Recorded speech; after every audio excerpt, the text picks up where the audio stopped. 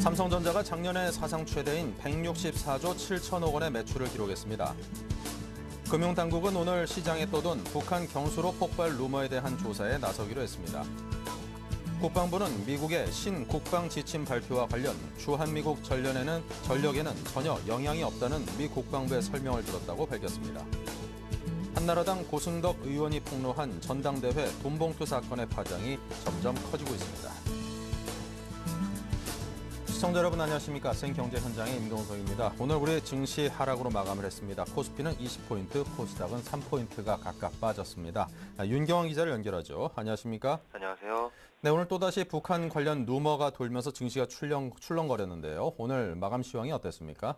예, 오늘 프로그램 매도세에 북한 경수로 폭발 루머까지 겹치며 코스피 지수가 하락세를 보였습니다.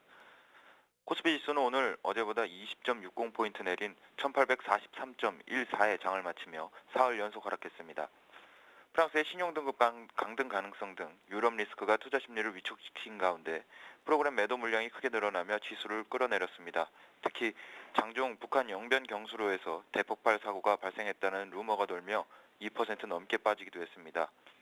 개인이 3,041억 원을 순매수했지만 기관과 외국인이 각각 718억 원, 450억 원씩 순매도하면서 지수를 끌어내렸습니다. 프로그램 매매는 2,595억 원의 매도 우위를 보였습니다. 업종별로는 음식료품, 운수창고, 통신업, 건설업 등 대부분의 업종이 하락한 가운데 의약품, 섬유의복 등이 올랐습니다.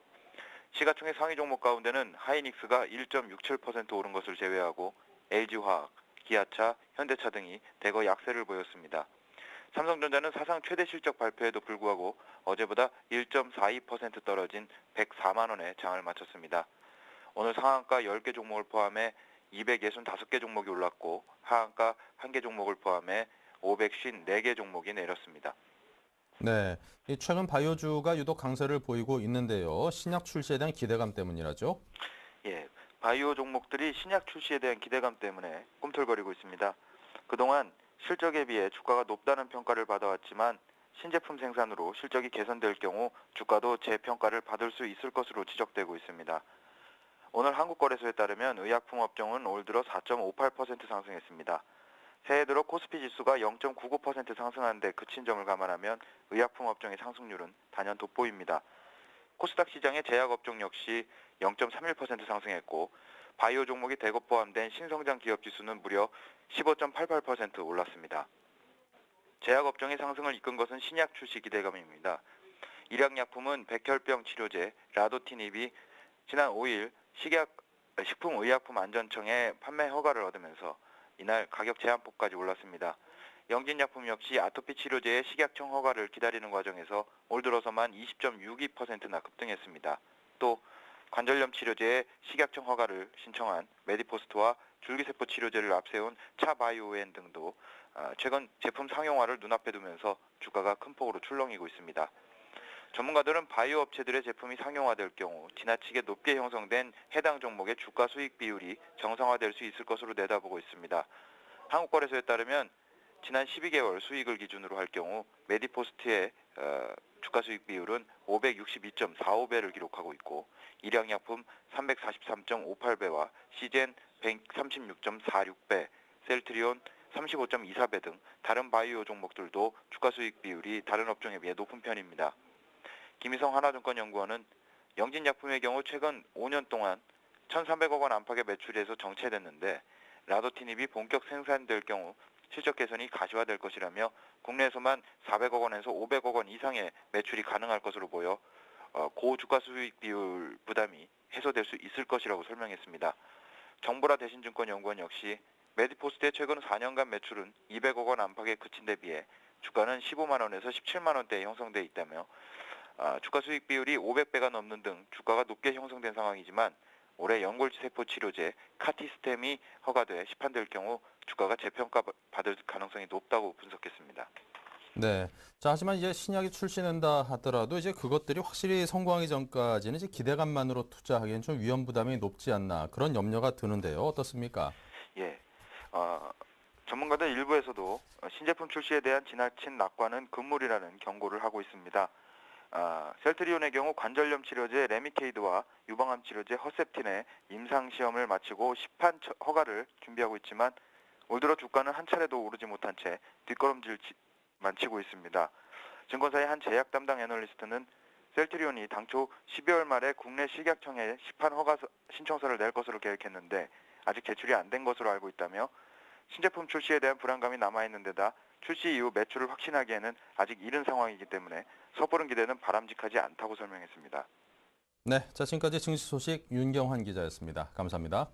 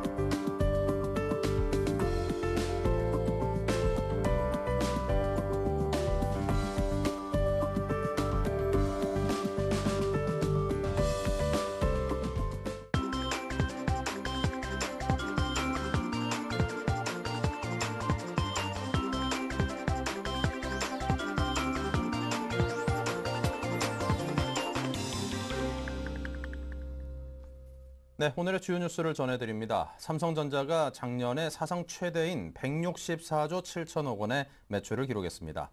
영업이익은 16조 1,500억 원으로 2010년에 이어 두 번째로 많았습니다. 삼성전자는 2010년에 이어 2년 연속 매출 150조, 영업이익 15조를 돌파했습니다. 특히 4분기에는 분기 기준 사상 최대 매출액인 47조 원을 기록했고 HDD 사업부 매각 이익이 반영되면서 5조 2천억 원의 영업이익을 올려 영업이익 최고 기록도 갈아치웠습니다. 삼성전자가 4분기에 이처럼 좋은 실적을 거둔 것은 스마트폰의 영업 호조에 따른 것으로 분석됩니다.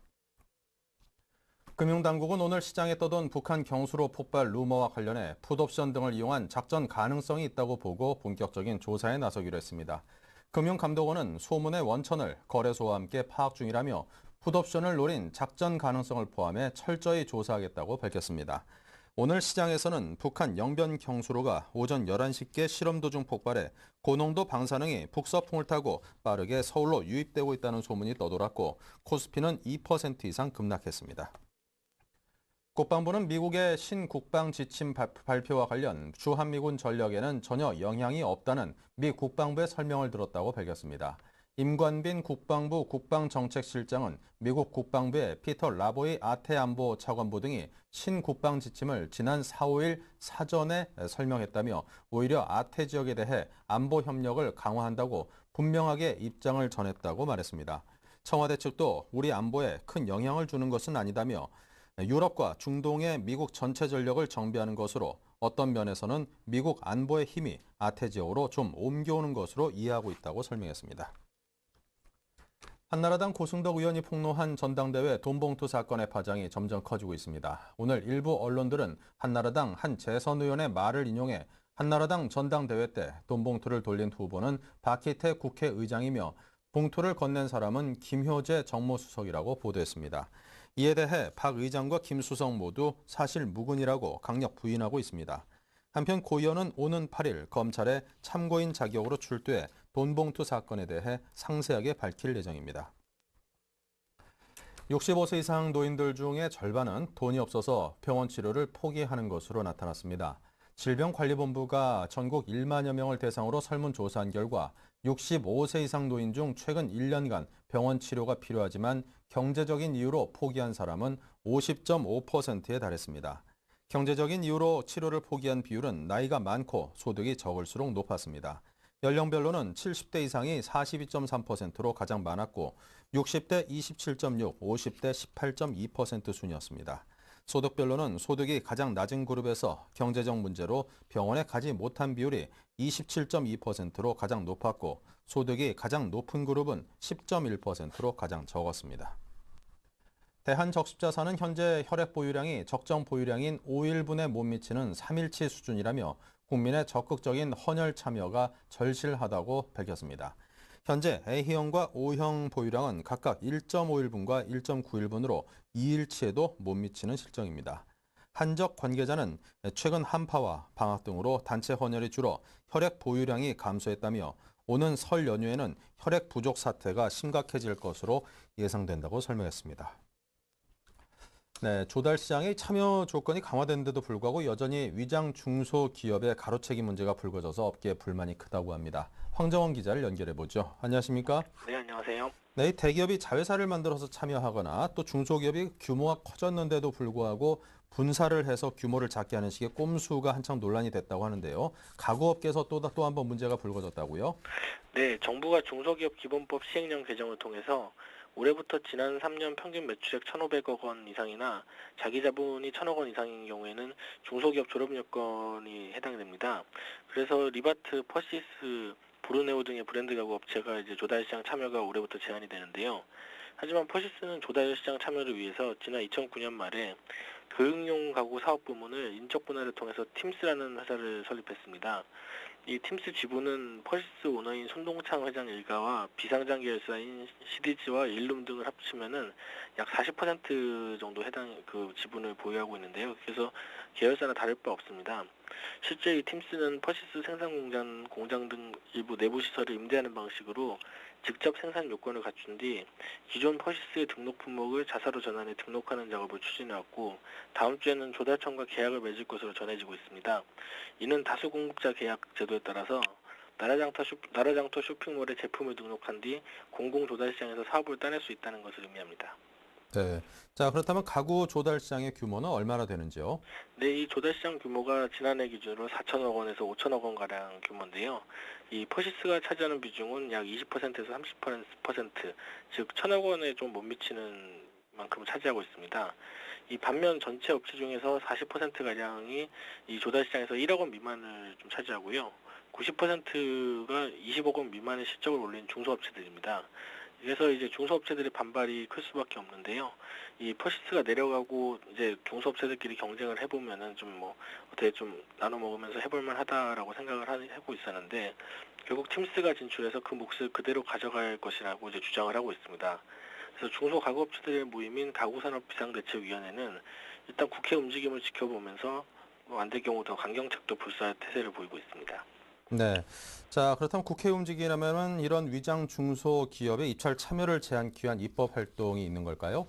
네, 이 중소기업청은 좀 이름이 긴데요. 중소기업 제품 구매 촉진 및 판로 지원에 관한 법률, 줄여서 판로 지원법이라고 하는데요.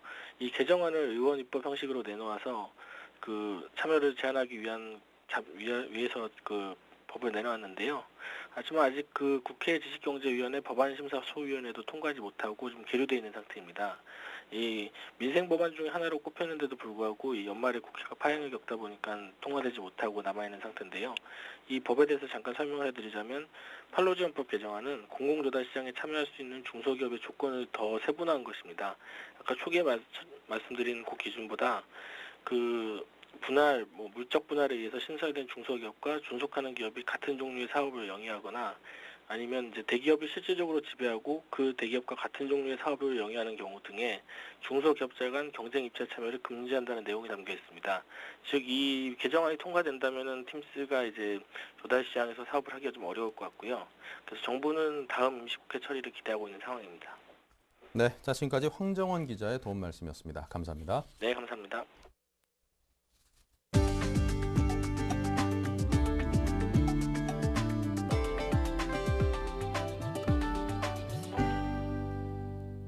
LG전자는 올 상반기에 구글 플랫폼을 탑재한 스마트 TV, 구글 TV를 미국 시장에 내놓는다고 밝혔습니다.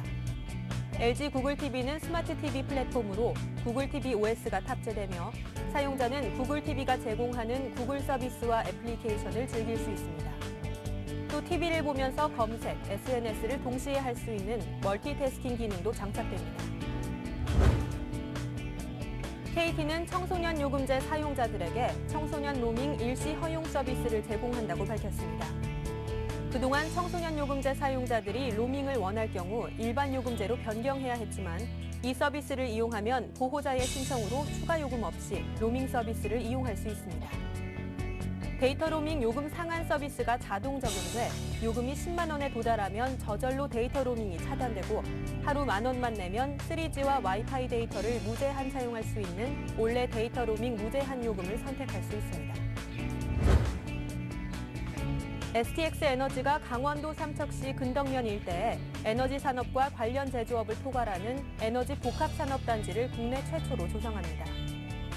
복합산업단지는 발전단지, 신재생에너지단지, 해양바이오단지 등으로 구성되며 오는 2020년까지 1단계 사업을 마칠 예정입니다.